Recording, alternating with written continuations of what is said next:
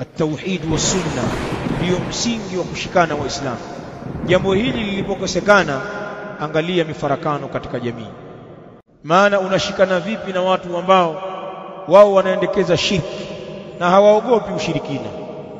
Yatufuna bilqubur walqubab naharan jiharan, watu wanafanya tawafu katika makaburi wakitaka baraka, watu wamekita kambi wakifanya itikafu kwenye makuba, makaburi ya mashekhe na wazee yaliyojengewa vibanda, sehemu za tambiko, si matambiko ya kimila.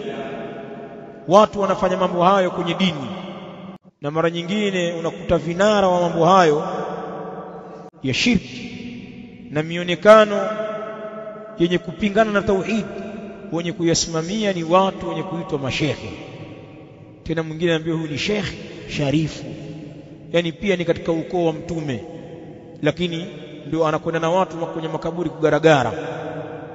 Kwa hivyo wakati nyinyi mnalingania tauhid, pana watu wapo katika mambo ya shirkiyat wazi wazi.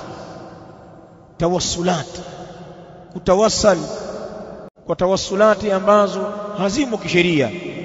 Watu wanatawassal kwa vyeo vya mashekhe, kwa vyeo vya manabii, wengine kwa athari za baadhi ya mashekhe zao, viatu vyao, kofia zao, makoti yao, mikoba yao walikuwa wakiwekea vitabu vyao. Watu wanatabarak na kutawassal na vitu kama hivyo, madhahiri za shirki.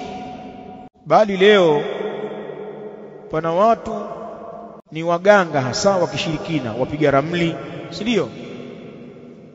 Wanatazamia kwa ramli, wanatengeneza matalasimu, mahirizi, wanaandika makombe.